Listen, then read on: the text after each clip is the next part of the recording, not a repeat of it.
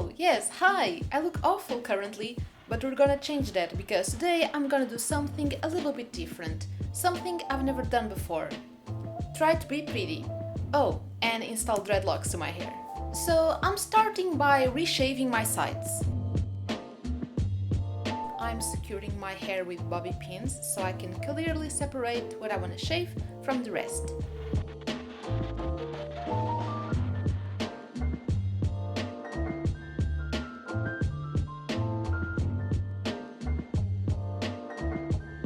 Here I'm pretending to be very surprised and in shock, but I'm not, because I've done this a lot of times.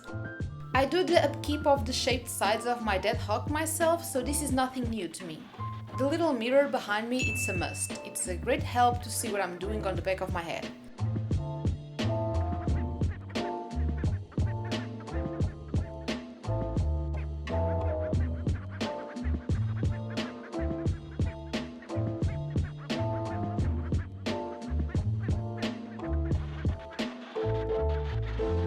And now I'm checking if the sides are the most similar possible. The Deathhawk cut was made by a professional hairstylist, so now it's easier to just follow the lines to reshave it. Having one of these small vacuum cleaners, it's super handy to clean your surroundings from all the hair. And now I'm going to re-dye my hair. Pro tip: choose a towel that's the same color as the hair dye, so it's not as noticeable when you get it dirty. I use a random oil or a cream product and apply it around the areas I'm going to go with the dye. It'll prevent from staining my skin.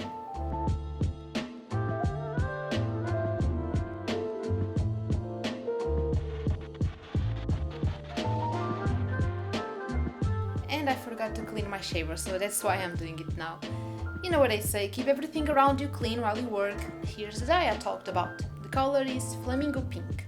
I use this little plastic spoon as a measuring tool, and then I have this plastic container to mix the dye in and a brush, of course. My good friend Inês told me that I can mix the Directions hair dye with conditioner and it will not fade down the color and I can use more of it for other times. And here's the dye, looking cute! I always use gloves so I don't get my hands stained as well. Maybe it's a little bit redundant to use the brush in this case, because the color will only appear at the ends, because my roots aren't bleached. The brush is more useful when applying to the roots, so I guess I could have just used my hands for the ends. In my experience, they come out looking good anyway.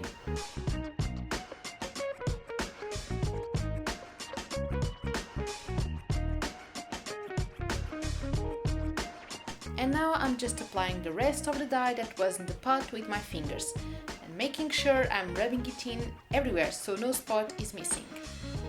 And now comes the weird part! My friend told me to use plastic wrap to wrap my hair close to my scalp so it can get the heat from your body, and then put a plastic bag over it all to secure it even more in place.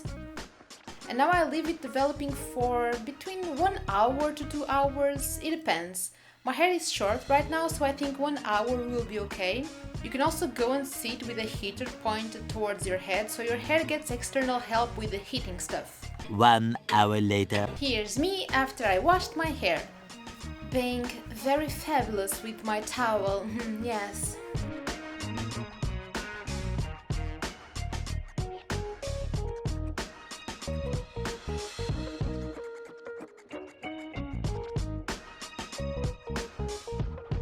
The following day. And here's the next day.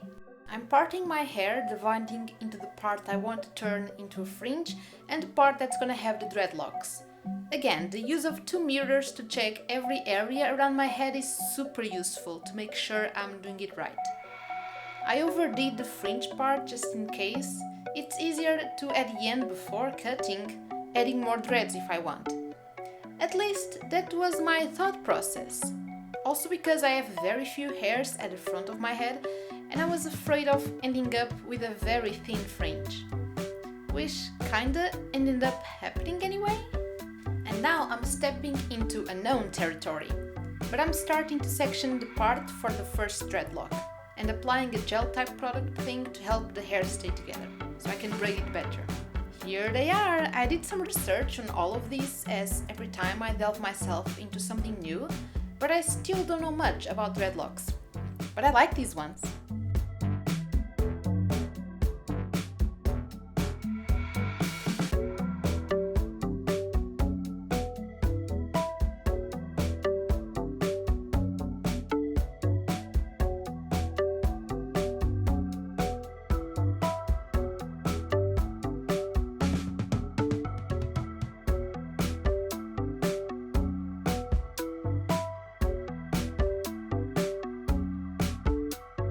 I'm following the tutorial, that's why I'm being very slow.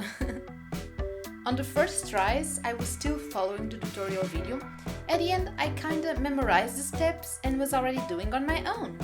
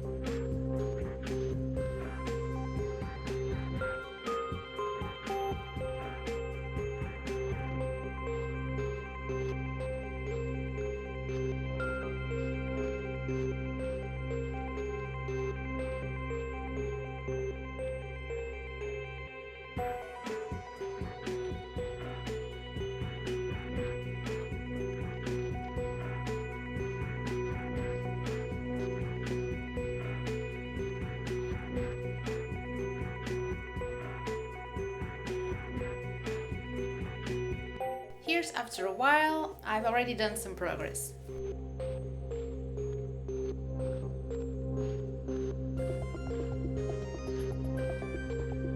I was trying to make sure the camera was working well, but my battery decided to disconnect itself, so this footage was cut short.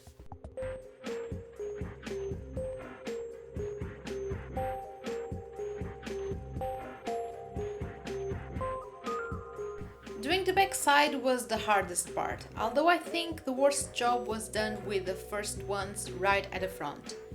But hey, it's my first time doing this. I wasn't expecting everything to come out perfect.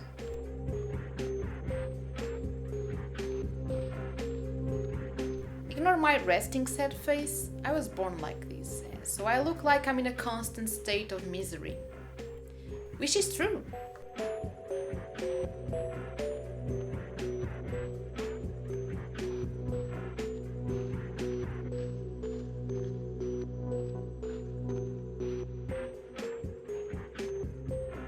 My face says it's not the best, but it's what I can do, which is not saying much.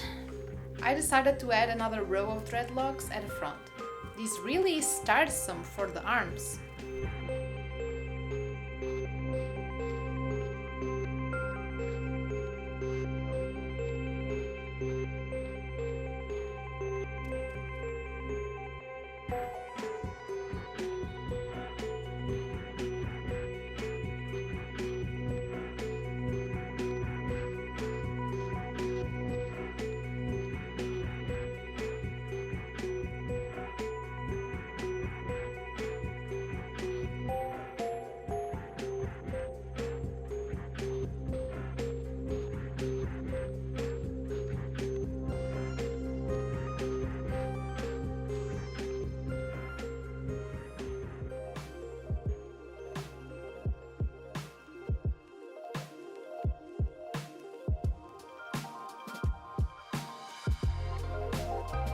Now I'm straightening my fringe.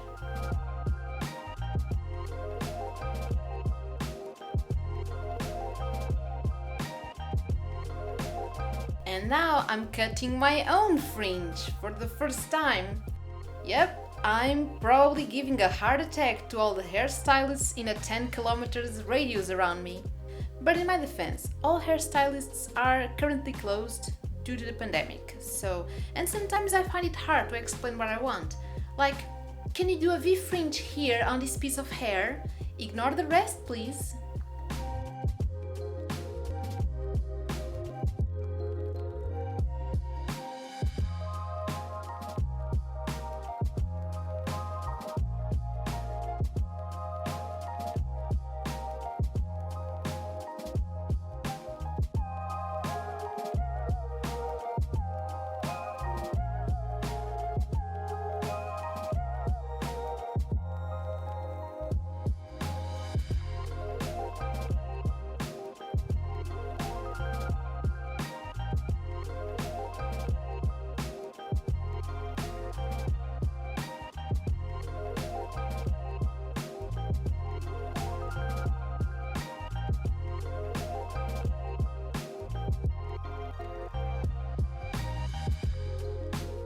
All this process took a long time in the span of 2 days, so at the fringe part I was already kinda in a hurry.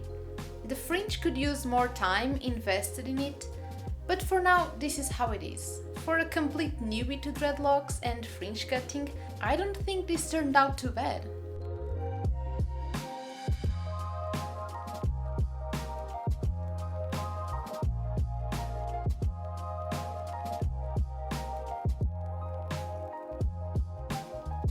I'm kinda torn if I should let the V-shaped fringe stay or change it to a straight one. Either way, I'll probably try to improve this mess in a few days.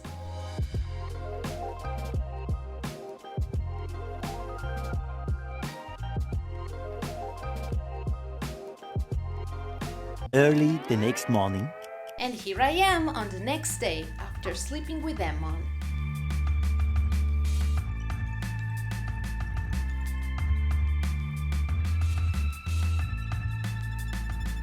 The front ones seem to have fallen a bit. I'm not sure. I may have made the sections too big for each dreadlock. And they kinda ended up being a little too long for me. At least my natural hair was never this long when I let it grow some years ago. The sudden extra weight on my head feels weird, and I didn't quite color match the dreads with my hair, at least the pink part. But I tried. The nice thing of being at home in quarantine is, even if this came out looking awful, I don't have to leave the house to go anywhere. And I don't think it came out looking too bad, right? I love that these dreadlocks have little beads, charms, and some braids in the mix. It makes them so much more fun. So this is it. What do you think? Please let me know in the comments below, and if you want to subscribe, don't forget to click on the bell icon so you can get notifications for the next time I upload. Stay safe and be nice to each other, guys. See you next time!